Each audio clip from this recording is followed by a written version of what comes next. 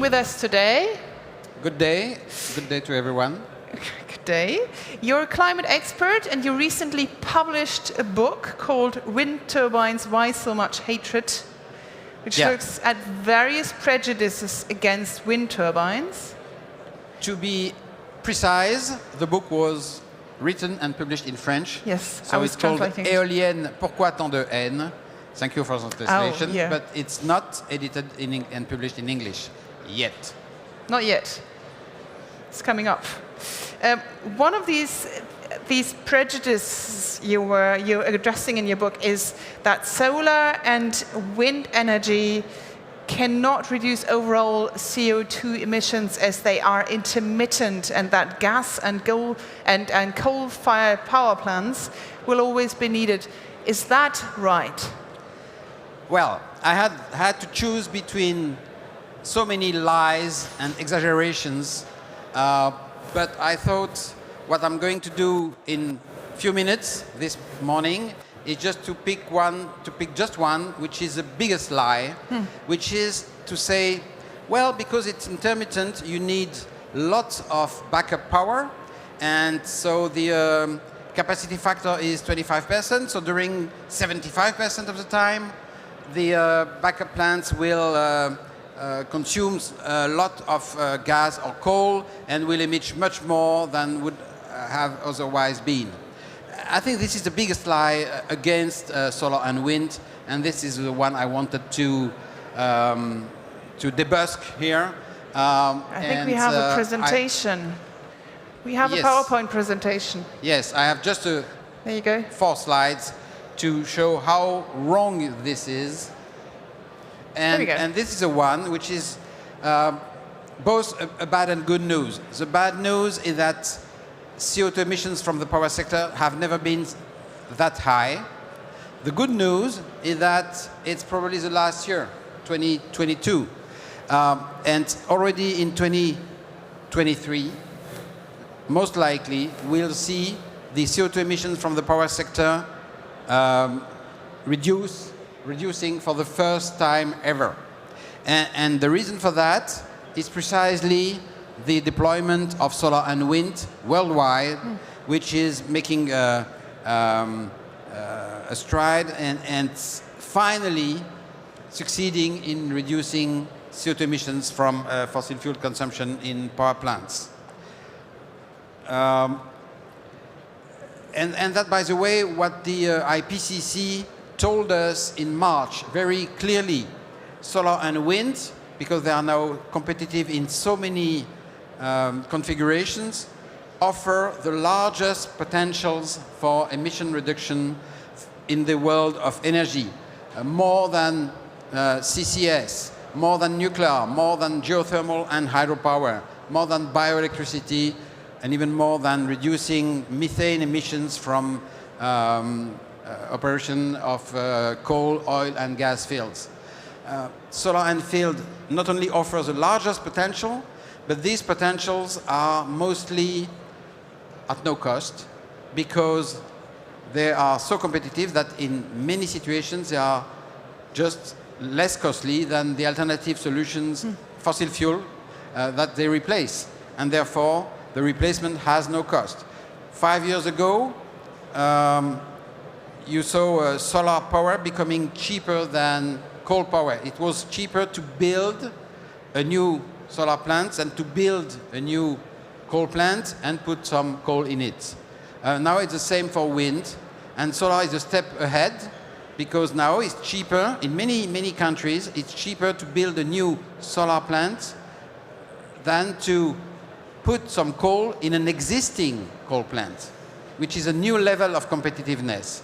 And this is why we have such large potentials by gigatons of CO2 equivalent per year with solar and wind to 2030. That's the potential we have today in the short term, not the long-term potential, which is, of course, very much higher. Another big... it's interesting to see how the opponents frame their opposition.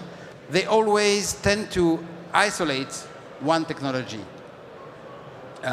You have a solar project, they will come and say, well, but there is no solar at night. Thank you, we knew already.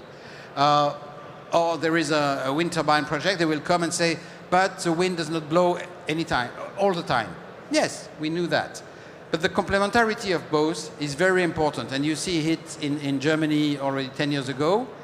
It means that if you combine wind and solar, and you have to combine them in the best way, you will do a lot to reduce the seasonal viability of both.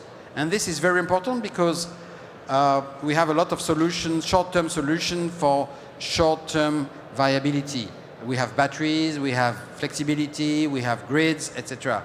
For long-term viability, seasonal viability, we are poor in resources. We can go through hydrogen at a cost of a big efficiency loss. But we'll do that for the week without solar or without wind. The dark doldrum, the Germans say the Dunkelflaute.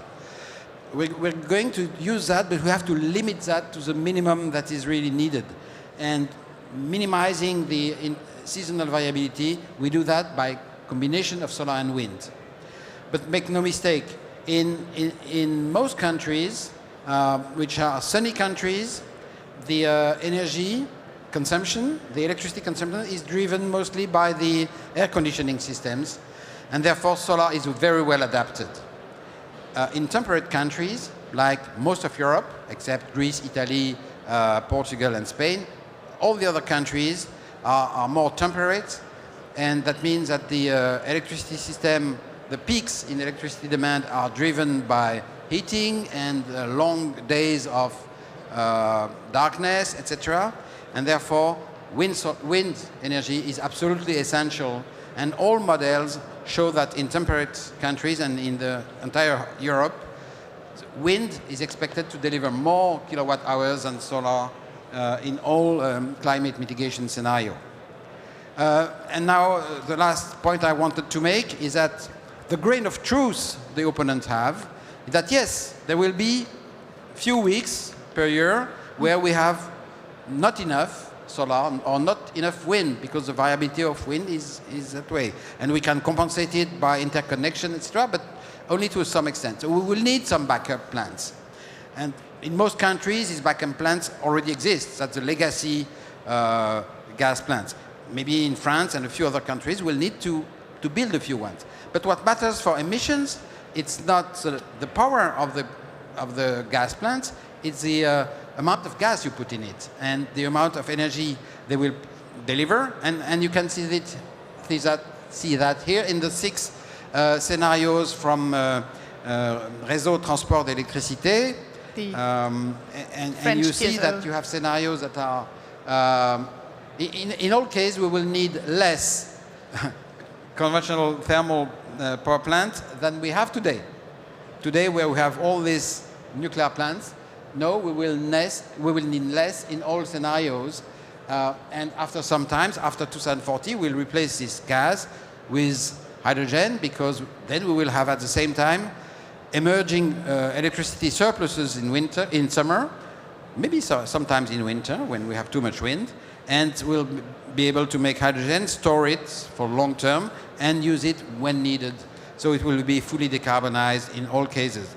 But still, even if it was not, even if it were not, if it were just fossil gas, it will be ridiculously low levels that we need to ensure electricity security in all cases. So there we are, and I think that the point is quite clear. The most stupid thing you hear is also when they compare France and Germany, and they say in Germany, because of the variability of wind and solar, they have a lot of coal, and their electric kilowatt hour is much more CO2 rich than in France. While the comparison between the richness of CO2 is right, the reason is not the viability of solar and wind, it's because coal and gas were there in the electric mix of Germany much before solar and wind. And solar and wind are working to reduce it, and they are not going to increase it at all. That's just a crazy assumption. Okay. Well, that is it. So it's still a good idea to invest in renewables, according to you? Sorry? It's still a good idea. Oh yes, it's a to very good. invest in renewables. Of course, it's a very good idea. There is absolutely no doubt from a climate point of view. This is the things to do. Great. Thank you very much. Thank you very much. Thank you for your insight. Thank you for listening.